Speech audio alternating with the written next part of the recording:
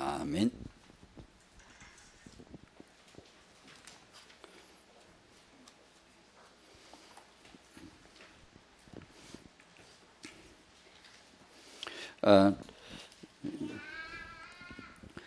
다 아시는 대로 23일 북한이 연평도를 공격했답니다. 기도해야 되겠죠. 말이 참 많습니다만 하나님의 나라에 우리가 충성되도록 기도해야 되고, 복음과 전도입니다. 애국은. 그리고 세계복음화를 위해서 우리가 복음과 전도에 헌신되어져야 되고, 또 우리나라를 위해서 진정한 애국이 복음과 전도인 줄로 믿습니다. 믿고. 말이 참 많습니다만 우리는 말없이 그냥 기도해야 되고, 또 저는 이렇게 기도합니다. 공산당은 망하라고 그럽니다. 공산당은 주여 멸망당하게 하시고, 북한의 모든 우리 동족은 복음화되게 도와달라고, 불쌍히 여겨 달라고, 그리고 만약에 전쟁이 일어나면 저도 싸우겠습니다. 그렇게 기도합니다. 자유는 고귀합니다. 우리 대한민국의 자유는 아무렇게나 주어진 게 아닙니다. 반드시 복음과 전도 때문에 주어진 자유입니다. 이유 있어요. 그래서 이 나라를 정말 주의 보혈로 덮어달라고 구해야 되고, 전쟁이 없어야 되죠. 만약에 전쟁을 걸어온다면 우리는 내가 싸워서라도 이 나라의 자유를 복음과 전도를 위해서 내가 지키겠다고 할 수 있어야 됩니다. 그런 기도가 필요하고 두려우면 안 됩니다. 우리는 대가를 치를 수 있어야 되고, 하나님은 우리에게 이 자유를, 민주주의 자유를 그냥 주신 게 아니에요. 반드시 이유가 있기 때문에 우리가 첫 번째는 복음과 전도에 서야 되고, 두 번째 나라를 위해서 기도해야 돼요. 저는 그런 마음을 가지고 있습니다. 학은 복음화 사과입니다. 살아있는 자는 말씀을 볼 수 있는 사람. 말씀을 볼 수 있는 태영아 부모, 살아있는 태영아 부모 될 수 있기를 소원합니다. 1. 살아있는 자는 살릴 자를 압니다. 살아있는 자는 하나님의 방법을 압니다. 3. 살아있는 자는 죽은 자를 볼 수 있고 그들을 살릴 수 있습니다. 이 사과 메시지를 받으면서 두 가지 정의된 게, 하나는 강단 회복,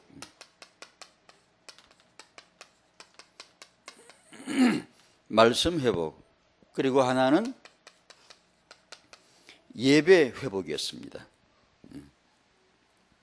크로스비는 소경이었지만 말씀을 본 분이죠. 그래서 그런 작시를 하고 신앙 고백을 하죠. 그건 본 자가 하는 말입니다. 안 본 자는 절대 할 수 없는 고백을 하죠. 말씀을 본 사람, 이건 단지 눈에 1.2의 시력을 가지고 이걸 글을 읽는 그런 보는 걸 말하지 않는다는 걸 알겠죠. 하나님의 말씀을 보는 것, 정말로 말씀의 이 뜻을, 글자적인 단어적인 뜻을, 원어를 안다는 게 아니고 거기서 하나님을 본다는 거죠. 성령이 역사하실 때는 사도행전을 연구할 것까지도 없고 그냥 이렇게 보면, 또 세계사의 복음이 역사할 때, 성령이 역사하실 때를 보면 여실히 나타나는 게, 예배에는 형식과 순서가 거의 없었습니다. 필요가 아니죠. 왜냐, 성령이 하나님이 지금 우리 모임에서 하나님이 주인으로 역사하신다는 게 누구나 느껴지는데, 그게 무슨 우리의 순서가 필요합니까? 그냥 하나님이 역사하시는 대로 사건이 일어나고, 은혜가 있고 깨닫고 주를 알고, 이런 역사가 일어나는데, 우리가 말하는 예배 순서가 필요 없다는 뜻은 아니니까 오해하지 마시고요. 그런 게 우리가 필요하지만, 성령의 역사가 사라지고 나서부터 생긴 게 형식입니다. 의식이고 형식이고 이렇게 다양한 프로그램이고 다양한 문화 활동이 그렇습니다. 성령이 역사하시는 현장은 우리가 뭘 하기도 전에 이미 주님이 끌어가 버려. 누가 죽기도 하고, 그러니까 살아나기도 하고, 그냥 은혜가 쏟아지기도 하고, 회개 기도가 터져나기도 하고, 우리가 뭘 하기 전에 이미 하나님이 끌어가 버려. 근데 그게 없으면 우리가 뭘 해야 돼? 가운을 어떻게 입냐? 순서를 어떻게 앞뒤를 할까? 피아노를 어디다 놓을까? 요런 거 하느라고 교회가 종교 노름으로 전락해 버린다, 이게. 진정한 예배 회복. 예배는 가르칠 수 없습니다. 예배, 원어, 한문, 한글, 그렇게 해서 가르치는 게 아닙니다. 종교 예배는 가르칠 수 있어요. 순서가 이렇고 옷을 어떻게 입고 나와서 어떻게 자세를 하고 어떻게 절을 하고 뭐 그런 거 뭐 잔을 요리 돌리고 뭐 어쩌고 뭐 홍동백서 어떻게 하고 예배를 가르칠 수 있지만 신령과 진정한 예배는 가르쳐지는 게 아닙니다. 아무리 가르쳐도 못 알아들어요. 줄을 보면 말씀을 보고 나면 예배가 되어져 버려요. 그냥 바로 복종해 바로 예배가 되어 경배가 되어지는 겁니다. 내가 주를 아는데 만왕의 왕으로 봤는데 발견했는데 말씀 속에 예수를 만났는데 예배가 안 될 리가 없지군요. 바로 예배가 나버려요. 그래서 이 예배 회복 말씀을 볼 수 있는 사람. 타영아 부모님에게 사고에서 주시는 하나님의 말씀이 뭐냐 하면 말씀을 볼 수 있는 타영아 부모. 이 엄청난 축복이죠. 사람이 말씀을 볼 수 있다면 첫 번째 거듭남의 생명이 있죠. 구원이 있죠. 죄인에서 의인으로, 마귀 자식에서 하나님의 자녀로, 멸망의 자식에서 천국의 하나님의 백성으로, 지옥 갈 자가 반드시 천국의 소망이 확실히 믿어지고, 이런 건 가르쳐주는 게 아닙니다. 글자 뜻으로 풀이되는 게 아닙니다. 내가 봐야 알아요. 나는 알아. 시골에 무식한 사람도요, 이걸 보는, 아까 말 크로스비는 소경이지만 보았다 그러잖아요. 뭐죠? 그게 말로 설명되지 않는 부분입니다. 그게. 본자는 알아요. 자기는 알아요. 다 설명하기 어렵지만, 임마누엘은 자기가 알아요. 이게, 아무리 똑똑하고 지식이 있고, 글자를 훤하게 알고, 문법을 훤하게 알아도, 말씀을 한 번도 본 적이 없는 사람이죠. 교회는 안 빠지고 잘 다니지만, 말씀을 보지 않을 수가 있어요. 안 보여질 수가 있어요. 가려진 사람. 보여지질 않는 사람. 그러면 힘들어요. 신앙생활이 굉장히 힘들어요. 만약에 우리가 참된 갈망이 있다면 이 갈망을 하셔야 될 겁니다. 하나님, 제가 말씀을 한번 보기 원합니다. 이 갈망을 하셔야 맞을 거고, 우리가 정말 기도를 한다면 많은 그런 기도보다도 참된 기도 정말 하길 원하면 하나님, 제가 이 말씀 볼 수 있기를 구합니다. 그 기도를 할 겁니다. 그 말씀을 한번 보고 나면 하나님이 살아계시다고 내가 믿어지고 나면 만 가지 수만 가지 문이 열리니까 이해가 되니까 확 넘어가니까 이제. 그러니까 깝깝했던 게 태산처럼 막히고 뭔가 의구심으로 가득 차고 뭔가 안개처럼 뽀얀 게 확 이렇게 눈이 열리고 인사이트 통찰이 확 눈이 열리고 보여진단 말이에요. 이게. 그래서 이건 우리 지식이 아니라 이건 아니고 보는 건데요. 경험하는 건데 이게 성령 역사한테 주어지고 나면 남녀노소 지식 유머 아무 상관없습니다. 아무리 무식한 사람도 예배가 딱 되어집니다. 예배 멋있는 신사숙녀가 나와요. 하나님 앞에 예배가 멋있게 드려지고요. 정말 주를 사랑할 줄 알고요. 근데 이게 안 되면 이 어려워요. 예배는 가르쳐서 되는 게 아니에요. 형식은 가르쳐서 되지만 진정한 생명이 역사하지 않아요. 그리고 이게 정말 본다는 게 얼마나 중요한지요. 우리가 아마 숱한 착각이 뭐냐 하면 말씀을 본 적이 없이 신앙생활을 잘 하려고 하는 걸 거예요. 말씀을 본 적이 없이 더 응답을 많이 받으려 하는 거예요. 굉장히 힘듭니다. 남모르게 힘듭니다. 아주. 꼭 이 하나님의 말씀이 보여지는 축복이 우리 부모님들에게 있으시기를 바랍니다.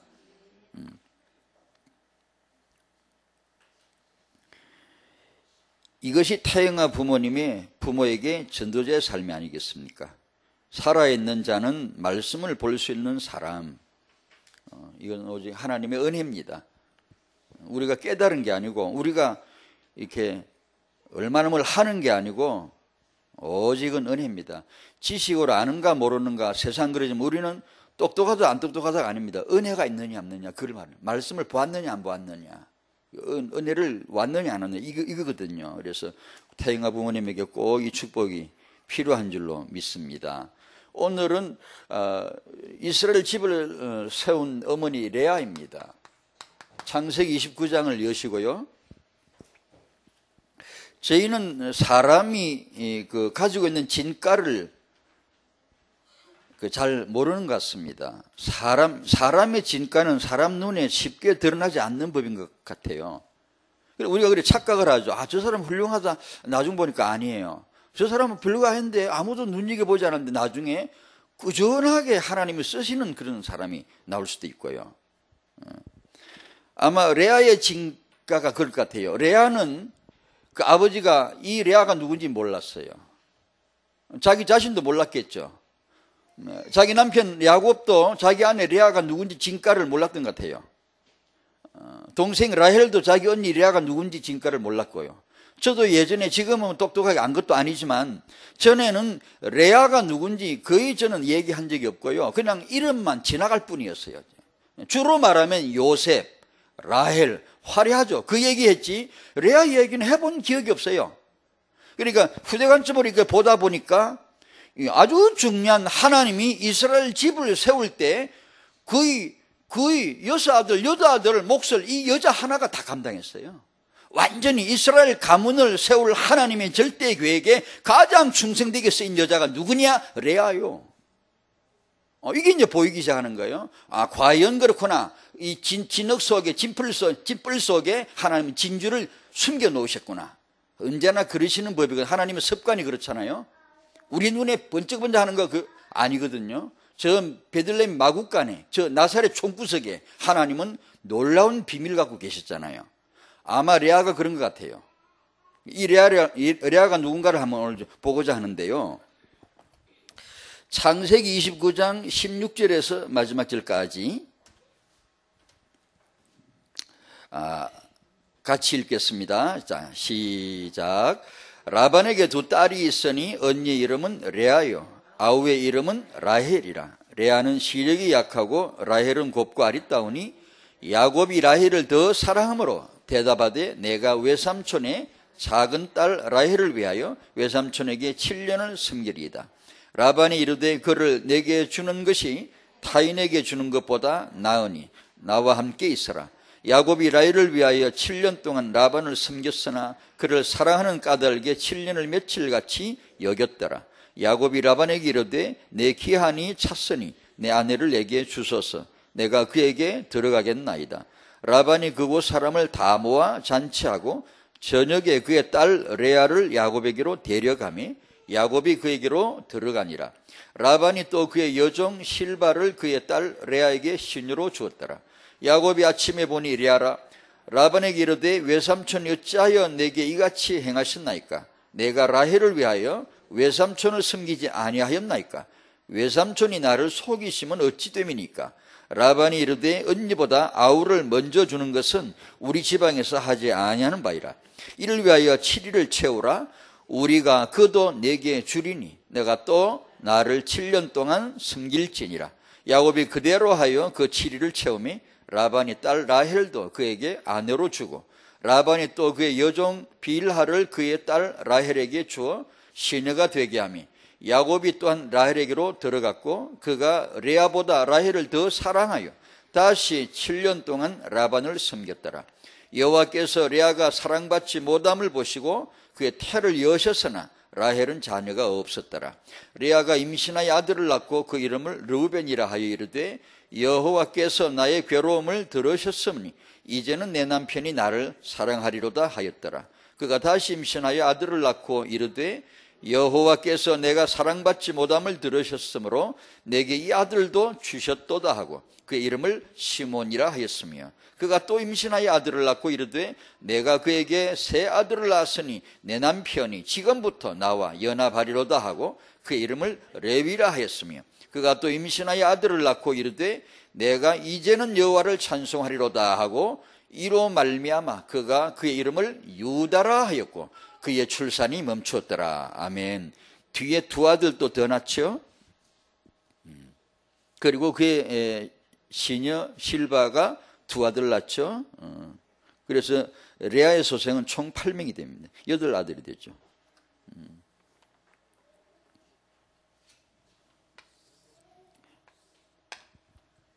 질문을 할 수밖에 없어요. 성령이 성경을 기록하셨다고 우리는 믿는데 그러므로 성경을 자세히 봐야 되거든요.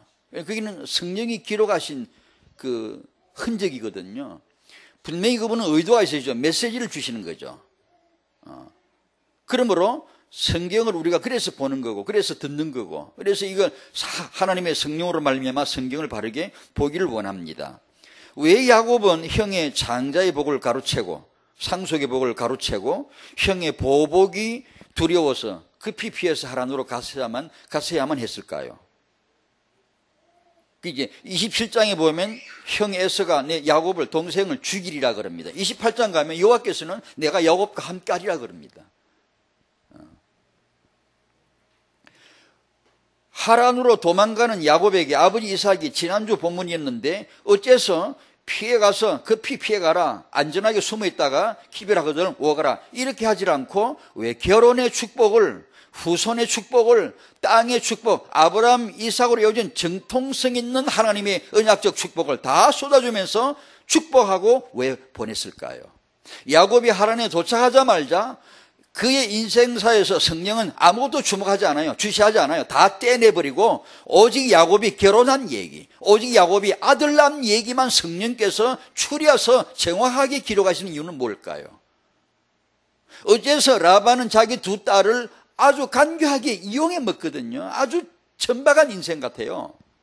자기 두 딸을 이용하거든, 분명하게. 자기 축제, 자기 재산을 위해서, 자기 이득을 위해서 딸 같은 거는 별 생각도 없고 그냥 간단하게 이용해 먹으면서 야곱에게 다 팔아먹는가. 이런 식으로. 어째서 이런 일이 있을까? 궁금하죠. 우리가 참 의구심이 들죠. 여기서 첫 번째 이해해야 될 것은 하나님의 주권을 이해해야 하고요. 하나님의 주권 속에 들어있는 것 중에 하나인데 하나님의 후대 계획을 이해해야 하고요. 그걸 이해해야 합니다. 그리고 야곱을 통하여서 아브라함, 이삭, 야곱 3대째 와서 하나님이 12아들 계획이 있음을 이해를 해야 합니다. 그것부터 먼저. 그러고 나면 이런 일련의 사건들, 사연들, 스토리 전개가 성령께서 무엇을 지금 기록하시면서 우리에게 어떤 메시지를 던져주시려고 하시는가가 줄기가 딱 이렇게 나옵니다. 우리가 언약을 따라 성령께서 기록하신 언약을 따라 믿어야 되고 언약을 따라 말해야 되고 언약을 따라서 우리가 이렇게 언약을 받아야지 우리 식대로 심리적 해석을 하거나 윤리적 해석을 하면 안 됩니다. 그거는. 여기서 말이 나왔으니까 한마디 하는데요. 하나님의 주권과 인간의 윤리는 어떤 관계가 있을까? 그러면 하나님의 주권을 위해서는 인간이 이런 파렴치한 일을 해도 되고 아니면 이런 반윤리적 행동을 해도 된다는 얘기냐? 이런 의구심이 나오죠. 조심하셔야 되겠죠. 잘 적절한 하나님의 주권 우선을 이해하시되 그것은 곧 인간의 반윤리를 인정한다는 뜻이 아님을 명확하게 해둬야 됩니다. 간혹이 아니라 많습니다. 제 나름대로는 조사해본 결과입니다. 제가 특별해서가 아니고 신학을 하는 사람 다 알 거예요. 성경에서도 그렇고 기독교사의 역사가 하나님의 주권을 강조하면 인간의 윤리가 무너지는 현상이 있었어요. 기독교 강단에서 윤리 찾으면은 하나님의 주권적 그분의 의도가 희미해져 버리는, 복음이 사라져 버리는, 복음이 사라져도 괜찮아 우리끼리 윤리를 얘기해야 하니까 이런 식으로 나오는 이 극과 극이 오가는 상반된 이 시계추가 있었어요. 항상요. 우리도 마찬가지예요. 지금도 그런 분이 있어요. 그러면 안 돼요. 우리가 복음 하니까 윤리 같은 것은 그 별거 아니라고 치부하는 사람이 큰일 나요. 절대 그렇지 않아요. 우리가 완전 복음을 누리니까 윤리 이런 건 별로 크게 중요하지 않고 그러니까 내가 지금 현 우리 사회에 반하는 거, 우리 윤리에 반하는 거, 불신자가 보면 저건 아닌데 라고 말할 수 있는 그런 행동을 복음 하면서 행동한단 말이에요. 그건 망발입니다. 그건 누림이 아니거든요. 그건 잘못 해석한 거예요. 그런 점은 없어야 됩니다. 그런 점은. 오늘 이런 일련의 사건들이 이런 반윤리 이런 걸 허용한다는 뜻이 아님을 이해를 하셔야 되고요. 그러나 오늘 우리가 보고자 하는 첫 번째 성경 볼 수 있는 사람이 뭐냐면 하나님의 주권 속에 들어있는 하나님의 후대 계획. 그걸 보는 겁니다. 다시 한번 정리할게요. 마귀에 의해서 인간이 하나님을 떠났어요. 제가 그랬거든요. 제 자신이 그런 신분이었다는 걸 복음을 듣고 알았어요. 복음이 제 안에 들어오고 나서 그 드디어 알았어요. 정말 은혜죠. 정말 은혜죠, 이건. 마귀에 의해서 하나님을 떠나고 하나님 없이도 너무 잘 살아가요. 아무 부담 없이 잘 살아가요. 완전히 죽어버린 거죠. 사람이 살아있으면 전혀 할 수 없는 그런 생각인데 완벽하게 죽어버렸으니까 감각이 전혀 없는 거예요. 그래 살아가는 인간, 마귀를 추종하죠. 마귀의 자식이 되어버렸죠. 이때 하나님은 이 뱀을 처리할 언약을 단 하나를 주셨습니다. 그것이 여자의 후손 씨입니다. 하나밖에 없어요. 이 여자의 후손, 여자가 낳는 이 아들, 하와가 낳는 그 아들, 가까이로 보면 그렇죠. 여자가 낳는 이 후손이 뱀의 머리를 깨뜨릴 것이다 라고 하는 언약 하나를 주셨어요. 그러므로 그때부터 모든 인간은 이 언약에 주목해야 돼요. 이 외에는 길이 없어요. 내가 곧 길이요 진리요 생명이요. 나 외에는 아무도 없어요. 예수 외에는 아무 길이 없기 때문에 이때부터 인간은 이 씨를 주목해야 됩니다. 자, 그 다음 이 언약의 후손, 언약의 씨, 이 씨를 위하여서, 이 언약의 후손을 위하여서 하나님이 뭘 하시는가 하니 이스라엘을 만들기 시작하십니다. 이스라엘 나라는 보통 일반 상식으로지만 여기도 통해요. 나라는 국토가 있어야 되죠. 국민이 있어야 되죠. 주권이 있어야 되죠. 국토, 영토, 하나님이 아브라함에게 땅을 약속함으로 그 땅을 주셨고, 그리고 그 땅을 차지할 400년 후에 차지할 기한까지 이미 정해졌고, 계약서의 시기까지 다 나와요. 언제부로 입주한다. 아파트 등기 이게 계약할 때 날짜까지 언제 부로 입주하게끔 딱 해놓은 거예요. 400년 후에 이 땅을 딱 이렇게. 그리고 거기 들어갈 국민 만들기 들어가는 거죠. 그게 뭐냐? 이 이제 실행이 들어가는 거예요. 그 실행이 구체적으로 나온 게 아브라함, 이삭, 야곱, 12아들, 12지파. 이게 하나님의 국민 만들기, 자기 백성 만들기 1년의 실행 단계입니다. 척척척 이렇게 단계를 밟아나가는 거예요. 국민을 만들어야 될 거 아니에요? 주권은 어디서 선포되죠? 출애굽의 시내산에서 헌법, 하나님의 나라의 법을 선포하심으로 주권이 있는 국민, 이제 땅을 향하여, 우리에게 계약된 땅을 향하여 들어가자. 그게 이제 가나안 진입하는 거예요. 그러니까 이 1년의 이 하나님의 구체적인 계획이 실행이 되고 있는 거예요. 그때 우리가 지금 야곱 시대에 왔는데 이게 야곱은 12아들 만드는 시간표예요. 국민 만들기. 언약의 후손을 위한 그 말이에요. 언약의 후손을 위한 이스라엘 만들기. 언약의 후손을 위한 아브라함, 이삭, 야곱 12아들 지파 이렇게 실행 단계. 언약의 후손을 위한 야곱은 무슨 시간표냐? 그리스도를 위한 야곱은 12아들을 낳는 시간표이고 여기에 쓰인 여성이 레아와 라헬 두 여성이고 그렇다고 해서 이 두 여자를 이스라엘 지부를 세운 어머니라는 평가를 내리는 거예요. 하는 거예요. 그 여자들의 개별적인 성향이나 캐릭터나 잘잘못을 말하는 게 아니고 하나님의 이 언약적 주권적 계획에 쓰임을 받은 두 어머니라 얘기해요. 그러니 하나님이 뭘 하시는가를 이렇게 알고 나면 왜 이런 사건들이 연속 이어지는가를 편하게 물흐르듯이 이렇게 흘러가게 돼 있어요. 보여지게 돼. 왜 가지? 왜 돌아오지? 왜 애국가지? 왜 돌아오지? 전부 다 이 계획이에요.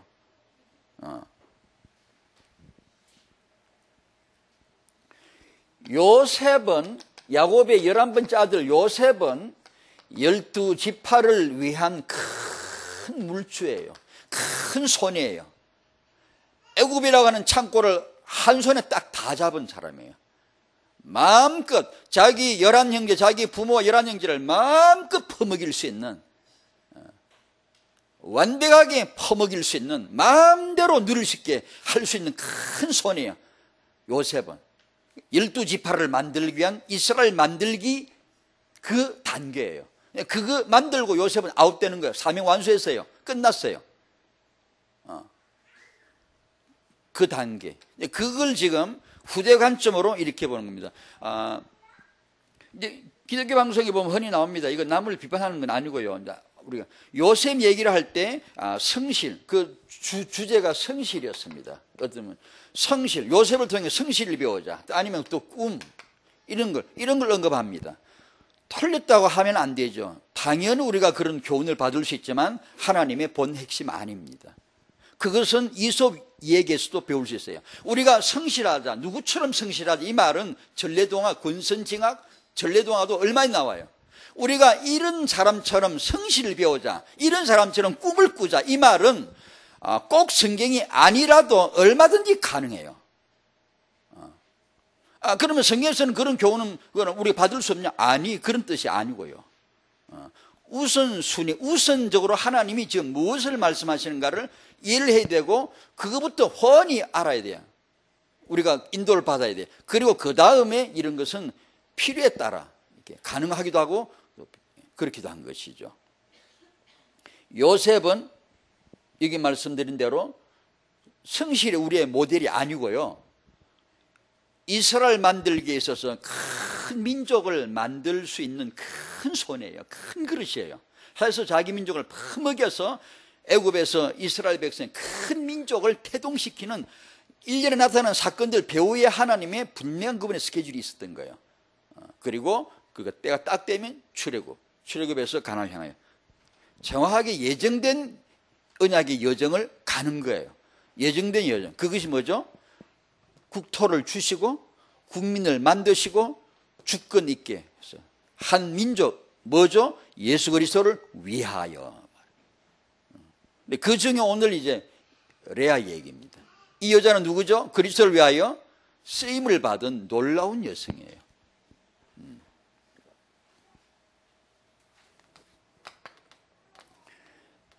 레아는 첫 번째 라반의 딸입니다.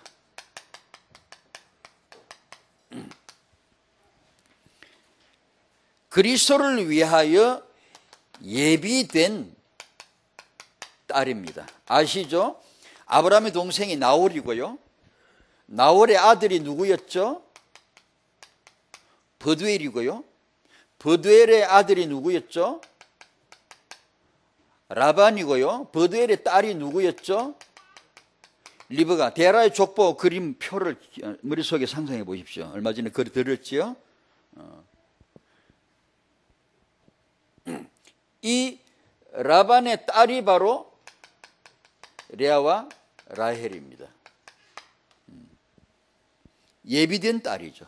여기 리브가가 이삭을 위하여 예비된 딸이고, 라헬이 이삭의 아들 야곱을 위하여 예비된 딸이라 그 말이에요. 이 부모 여러분, 어머니 여러분, 여러분의 딸을 보실 때 여러분이 딸을 낳아서 키우시잖아요. 아들 아니면 딸이죠. 인간이 낳는 인간은 아들 아니면 딸이죠. 하나님이 그렇게 창조하셨으니까. 염색체를, 정자난자 염색체를, 세포를 아들 아니면 딸 되도록 하나님이 딱 만들어 놓으셨죠. 그러면 딸을 낳았다, 이 말은 하나님의 계획이죠. 분명히 창조주의 계획이죠. 그 딸을 향한 하나님의 계획 중에 아주 중요한 것이 언약의 가문을 위한, 천하 없어도 하나님의 이름드는 딸이, 여성이 임신을 해야 돼요. 임신, 그리스도를 위하여 임신하고 그리스도를 위하여 출산을 하고 그리스도를 위하여서 아이를 키우는 거예요. 그건 누가 뭐라 그래도 여성이 된 이상 가장 중요한 하나님의 응답이, 하나님의 계획이 그겁니다. 아무리 누가 뭐라 그래도. 그러므로 딸을 키우실 때 이 비전을 보시면 안 되겠어요? 여러분의 딸을 보실 때 이 딸을 통한 하나님의 계획, 이 딸을 통한 미래 렘넌트 계획, 이 딸을 통한 딸이 낳을 다음 후대를 통한 세계복음화 계획, 요걸 부모님이 많이 기도해 줘야 안 되겠습니까? 그 딸을 놓고. 딸이 예비된, 여러분의 딸이 세계복음을 위해서 예비된 딸임을 믿습니다. 그 딸을 놓고 정말 그 기도를, 딸 하나가 멋지게 살아나면, 여성 하나가 아주 멋지게 탁 이렇게 살아나면, 말씀 볼 줄 알고 살아있는 여성이 되면, 이건 이 여성을 통한 하나님의 세계복음은 가히 짐작이 불가능해. 어느 정도 가능할지를 몰라. 어느 정도 큰 응답이 올지는 진짜 몰라. 남자가 가문을 세우는 건 사업의 일이지만, 여자가 가문을 세우는 것은, 집을 세우는 것은 출산이거든요. 이걸 통하여 남자들의 척도가 이 정도라면 이 인간을 낳아서 키우는 이 응답의 척도는 상상이 안 갑니다. 어느 정도 진행되어 버릴지, 어느 정도 확 이렇게 전개될지, 퍼져나갈지, 깊게 될지 모를 정도로 중요하지 않습니까? 2번 라반이 팔아먹은 두 딸.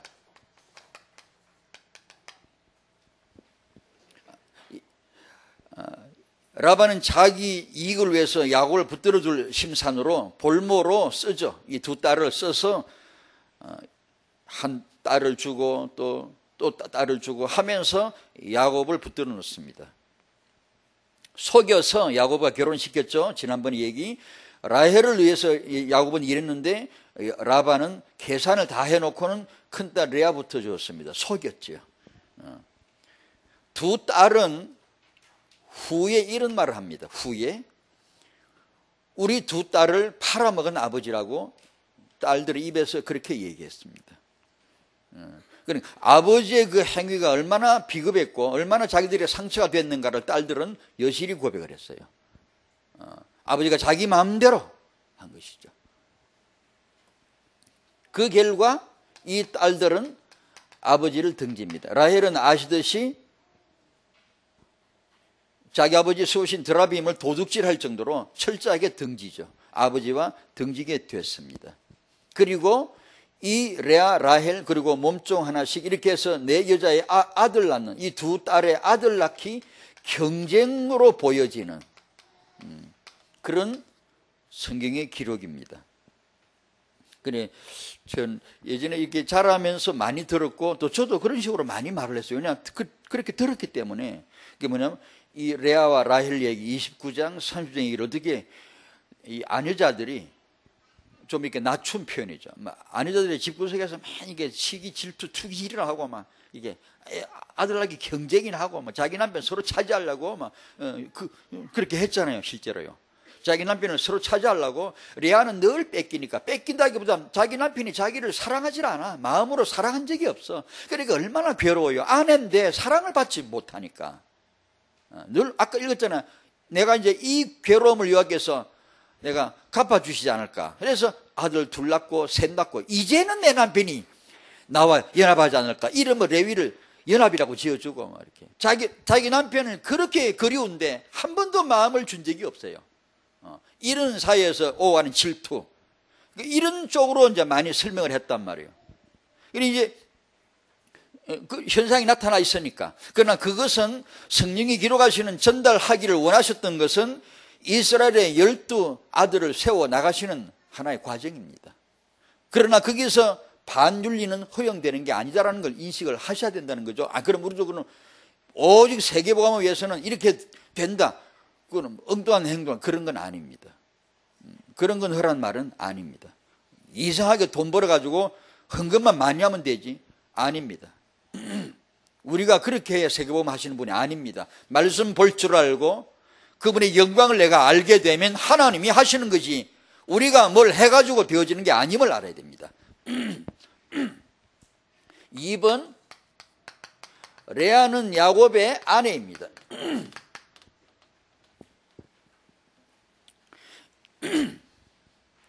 레아는 아까 17절에서 나왔죠. 레아는 시력이 안 좋다라고 나왔고, 예전에 생긴 총기 같다, 사람이 좀 멍하다 이런 뜻이고, 그리고 제가 많이 들었어요. 듣고 이렇게 전해온 얘기 속에 레아는 굉장히 못생겼다는 그런 식의 투의 말을, 제가 얼마 전에 기독교 채널에서 야곱 두 안에 나오는 이런 얘기를 나오는 영화를 본 적이 있어요. 잠깐. 전편은 다 못 봤지만 이렇게 일부를 봤는데 이 오늘 나오는 이 부분 레아를 보고, 근데 레아가 어떻게 나오냐 하면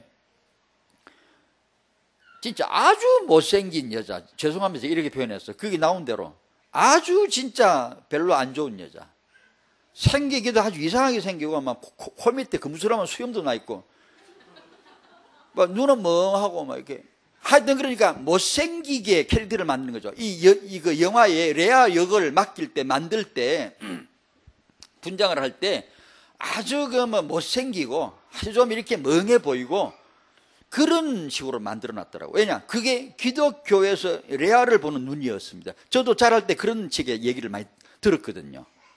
그래서 레아는 진짜 참 못생기고 막 이렇게 그런가 보다라고 이렇게 생각했는데, 그렇지 않지 않을까라고 제 견해를 바꾸었습니다. 왜냐하면 많은 번역 성경과 그 단어들을 이렇게 보면 그런 뜻은 없고 아예요. 없고 그 다음에 시력이 안 좋다는 이 말도 아마 여러분도 시간 나면 조사해봐요. 그 뜻이 무슨 뜻이냐면 레아는 눈매가 부드러운 여자였고 라고 해야 그게 맞습니다. 원래 뜻이 맞고 라헬은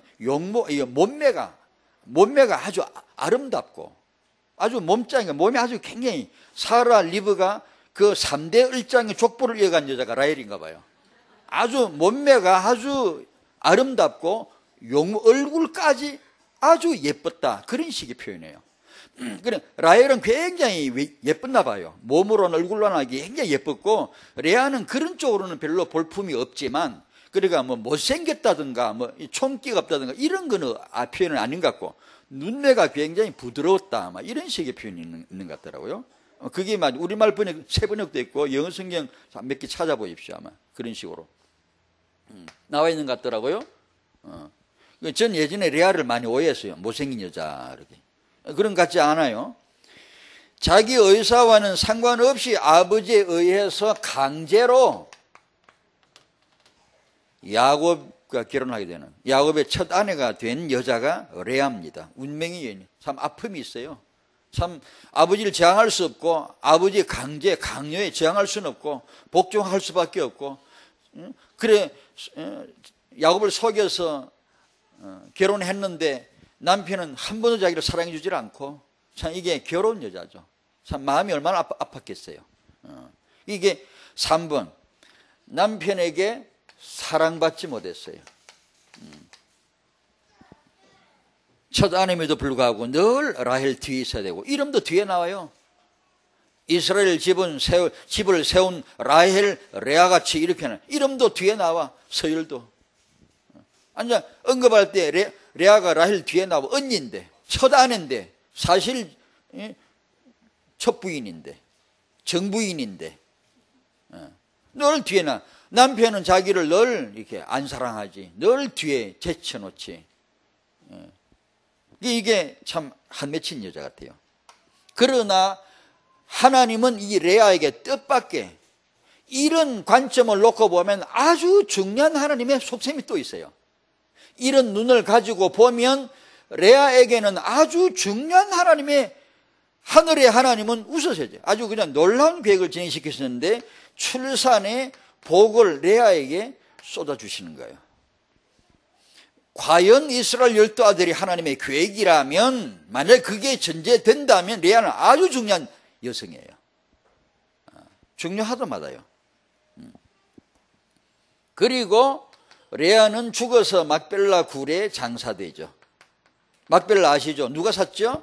아브라함이 구입을 합니다. 자기 아내가 죽었잖아요. 자기 아내 장사할 곳을 해족속에게 돈을 주고 사들인 땅입니다. 그래서 사라가 제일 먼저 묻혔죠. 그 다음 아브라함 묻히고 그 다음 리브가 묻히고 이삭도 묻히고 야곱이 12아들 나가 돌아가지고 애굽으로 내려가기 전에 자기 아내 레아가 죽었고 그래서 레아를 막벨라 굴에 장사 치르고 애굽으로 요셉에게 내려갔죠. 라헬은 언제 죽었죠?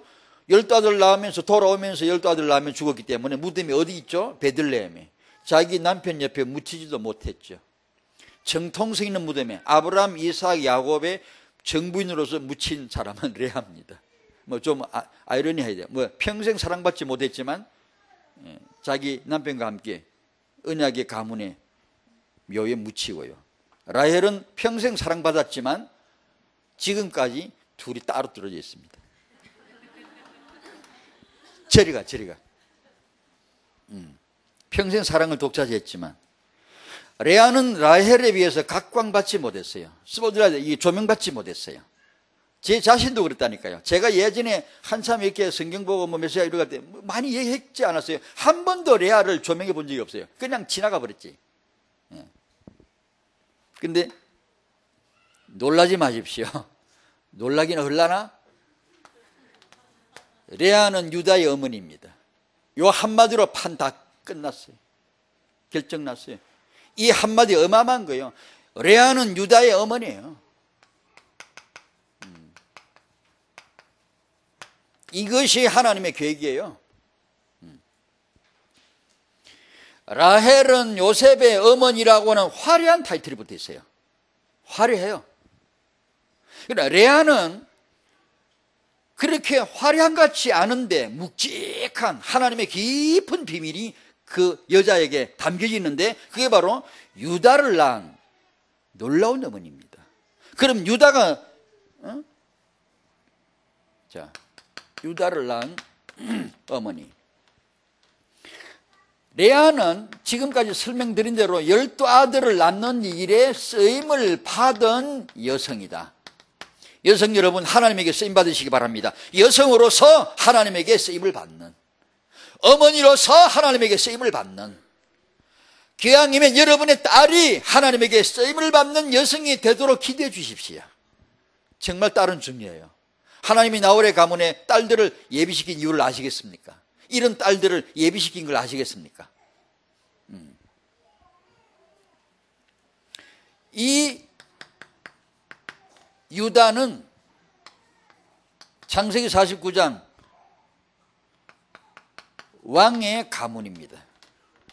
8절, 9절, 10절 이렇게.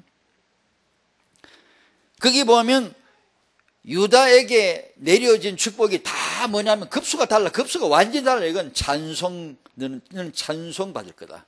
너는 절 받을 거다. 너는 통치자의 왕홀, 왕의 지팡이가 너에게 떠나지 않을 것이다. 모든 아들들이 내게 복종할 것이다. 네 아버지 아들들 전부 다 네게 절할 것이고 복종할 것이다. 급수가 달라. 완전히 요셉 앞에 절한다는 말은 자기 부모 11형제 와서 자기 앞에 절한다는 뜻이고 모일 거란 뜻이고, 유다 앞에 절한다 이 말은 차원이 그런 차원이 아닙니다. 완전히 범세계적입니다. 메시아입니다. 메시아적 차원입니다. 완전히. 그래서 이 가문에 나온 왕이 누구죠? 유다 왕 가문의 왕이 누구죠? 왕 다윗입니다. 마태복음 1장 1절 아브라함과 다윗의 자손 예수 그리스도의 세계라. 1장 16절에 마리아가 그리스도라 칭하는 예수를 낳으니라. 마리아는 누구 지파지요? 유다 지파요.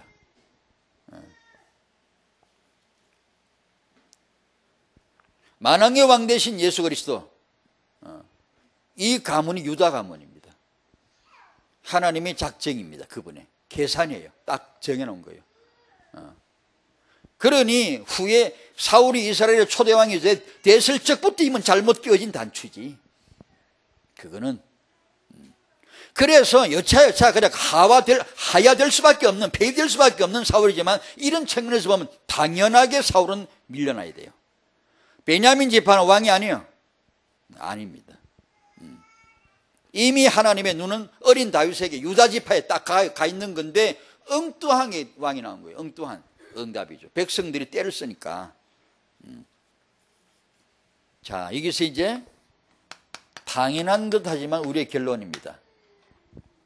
루기 4장 11절에 이스라엘 집을 세운 라헬, 레아처럼 하나님께서 렘넌트 가문을 여성들을 통하여 세우실 줄로 믿습니다. 믿고 싶습니다. 하나님 앞에 믿음을 갖고 싶습니다. 여러분 여성들을 축복하시고 하나님이 다락방의 어머니들을 축복하실 줄로 믿습니다. 믿고 싶습니다. 억지로라도 선포하고 싶습니다. 하나님이 그렇게 하실 것입니다. 왜냐하면 렘넌트 운동은 어머니 없이 안 돼요. 된 적이 한 번도 없는데, 한 번도 없는데. 당연하지. 그러면 하나님이 앞으로 우리에게 아르듯이 렘넌트 시대를 여신다면 딱 눈여겨 금방 짐작하지. 하나님이 다락방의 여성들을 축복을 하시겠구나. 알 수 있죠. 뭐 어렵지 않은 추측이죠. 왜냐? 여성이 품어내지 않으면 렘넌트 어디서 나오죠?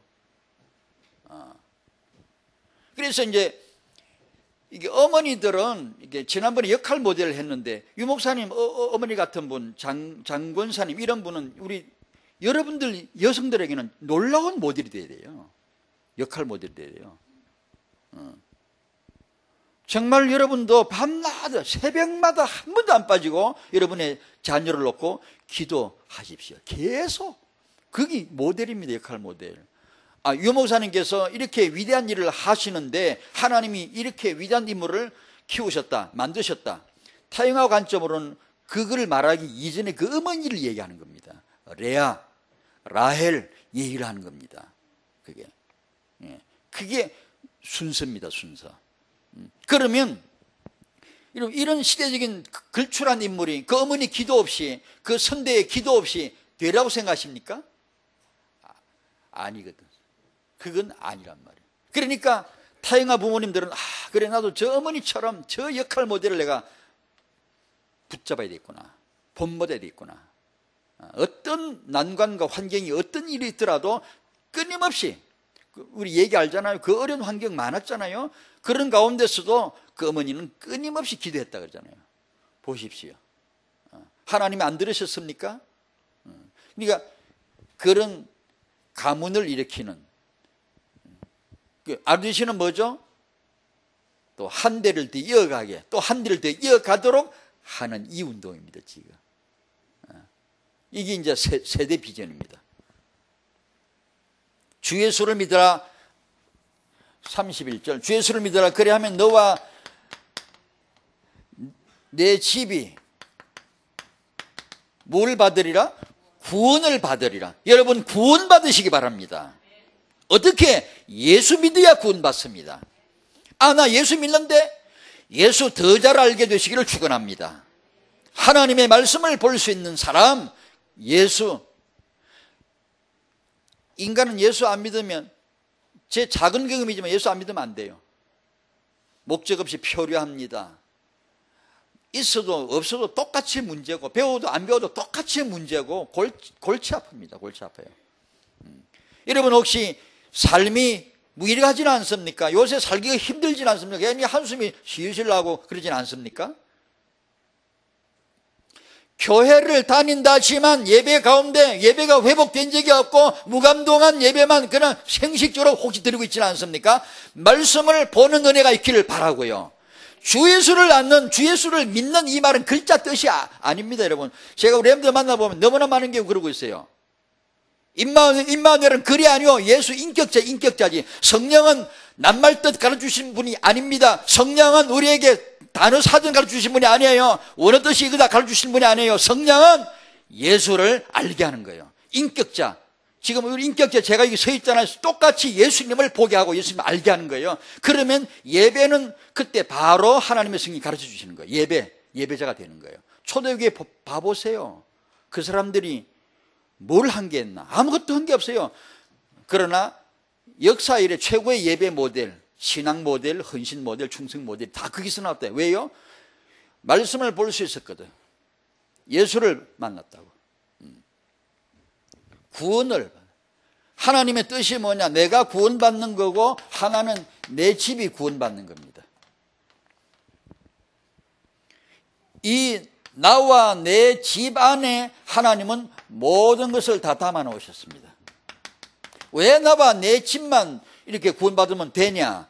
그거 나와 내 집만 되면 다 되니까. 세계복음화 되니까. 왜? 하나님은 그 안에 다 담아놨으니까.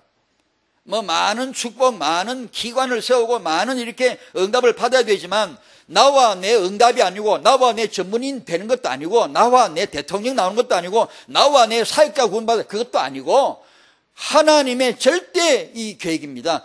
여러분, 나와 내 집이 살아나면 다 된다는 하나님의 주장입니다. 이게 하나님의 세계복음 필요하실 전문인 나와 내 집 안에 있습니다. 하나님의 세계복음 하실 위대한 지도자 전도자 나와 내 집 안에 있습니다. 그게.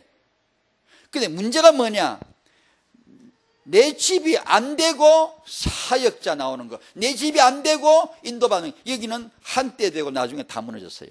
역사 연구해봐야 다 무너졌어요. 나와 내 집이 되지 않는데, 집에서 지속되지 않는 것은 지속되지 않아요. 집이 안 되는데, 자, 필연적으로 이거 우리 이거 진짜 고집해야 됩니다. 억지로라도 믿어야 돼요. 하나님 앞에 믿음을 달라고 해야 돼요. 뭐냐? 나와 내 집이 구원받게 하시고 나와 내 후대가 일어나게 하시고, 이것이 하나님의 뜻임을 확신하고 부르짖어야 돼요. 분명히 그 기도를 기뻐하실 것입니다. 왜냐? 너와 네 집이 구원을 받으라 하셨잖아요. 이거 정말 우리는 기도해 줘야 됩니다. 해서 우리 후대들 집이, 렘넌트 가문이, 언약의 교회가 지속해서 일어날 수 있도록 우리가 기도해야 됩니다. 나와 내 집이. 안 그러면 잘 되다가 다 교육 사역만 남고 우리 미션 스쿨 다 봐요. 교육 학교만 남고 복음은 껍데기만 뚝 떨어져 버려요. 껍데기 남아가지고. 사회복지만 남고 복음은 껍데기가 돼가 툭 떨어져 버려요. 반드시 나와 내 집이. 그래서 3번 렘넌트 가문을 세우는 어머니들이 되시는 축복이 있으시기 바랍니다. 우리가 아멘 했지만 뭘 해야 될지 잘 모를 겁니다. 누구는 잘 압니까? 기도하는 겁니다. 이제 계속 기도하는 겁니다. 가문을 세워, 집을 세워야 됩니다. 그리고 오늘 레아를 통해 볼 때 평범하게 보이는 어머니에게서 특별한 축복이 임할 수 있음을 믿으시기 바라고요.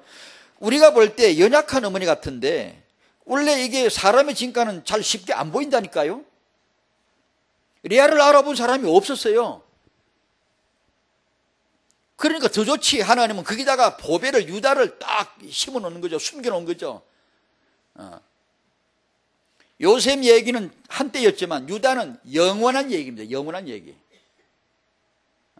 이 왕 얘기는 영원한 얘기예요.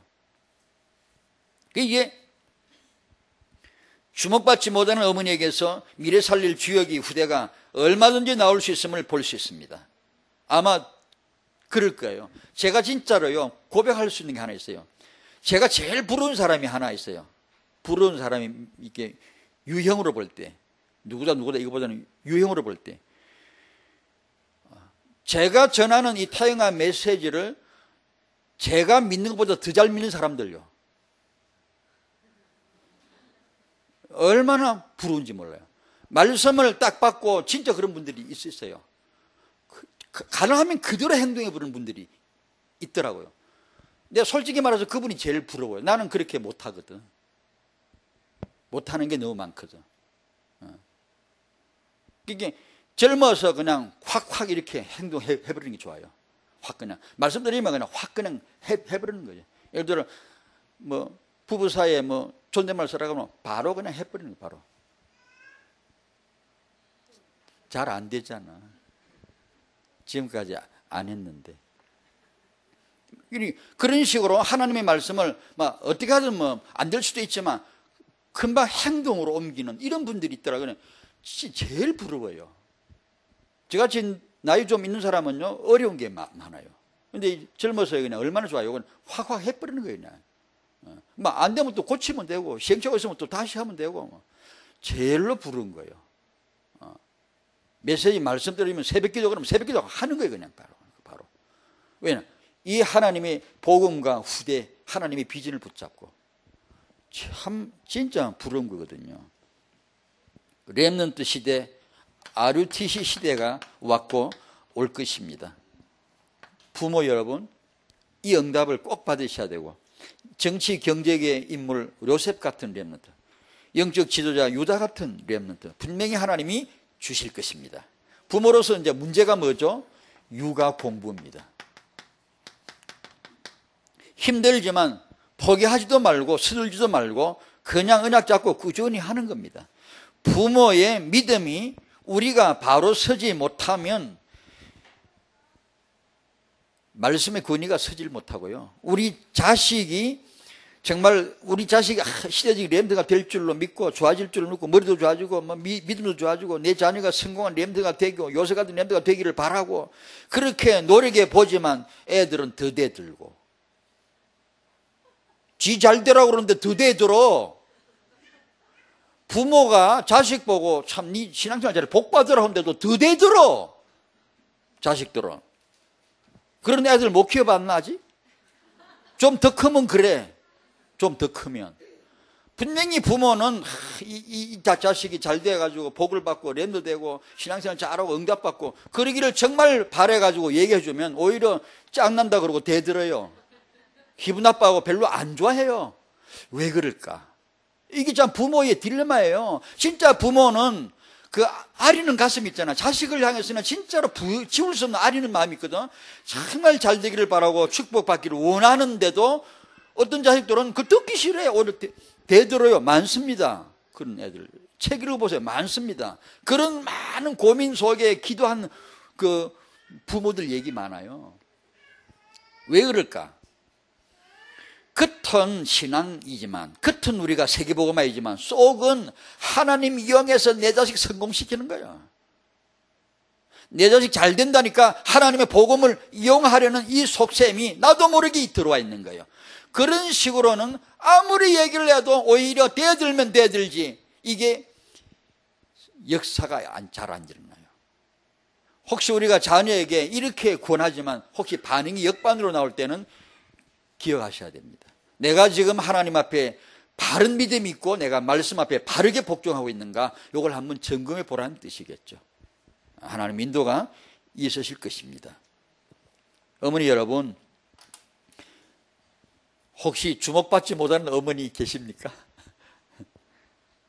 눈매가 부드러운 어머니 계십니까?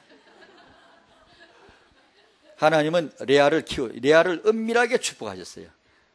저는 그런 걸 기대하고 또 넌지시 꿈을 생각해 봅니다. 그림을. 나중에 분명히 정의문서 나올 거예요.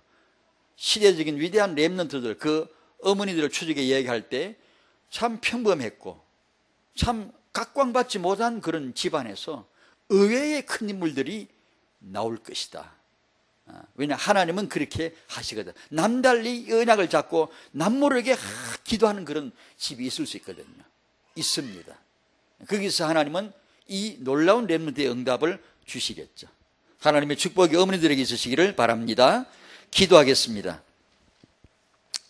기도하시기 전에 눈 감으시고 한번 들어보십시오. 레아를 보니까 생각이 났습니다. 혹시 여러분 부모님과는 관계가 좋습니까? 혹시 부모와의 관계에서 상처받은 건 있지 않습니까? 그 상처 때문에 혹시 지금도 눌려 있거나 그 상처 때문에 영적인 진보가 안 나가고 이런 분이 혹시 계시지 않습니까? 십자가의 은혜를 경험하시고 예수 이름으로 이 관계가 회복되기를 바랍니다. 용서하십시오. 용서해 드리십시오. 부모님을 사랑하십시오. 부모님을 축복해 드리십시오. 예수 이름으로 기꺼이 부모와의 관계만큼은 회복하십시오. 그럴 때 의외로 아버지에게 상처받은 자녀들이 많더라고요. 주의 은혜 앞에서 부모와 관계가 회복되시기를 바랍니다. 부모님이 말씀이 보이고 예배가 회복되는 감각 있는 예배가 꼭 회복되기를 바랍니다. 하나님, 어머니들의 기도를 들어주시옵소서. 딸로서, 여성으로서, 어머니로서 하나님 앞에 드리는 기도를 들어주시옵소서. 또 부모의 관계에서 딸로서 받은 상처가 있으면 복음 안에 기꺼이 복음의 향유를 부사 치유해 주시옵시고 예수의 보혈로 치유해 주시옵시고 깨끗하게 마음에 흔적 없이 지워서 부모를 사랑하고 부모를 존경하고 친정부모를 축복할 수 있는 딸들이 되도록 축복해 주시옵시고 내 자녀를 끌어안고 한없이 언약으로 축복할 수 있는 이 시대에 렘넌트 가문을 세우는 어머니들이 되게 하여 주옵소서. 예수님의 이름으로 기도하옵나이다. 아멘.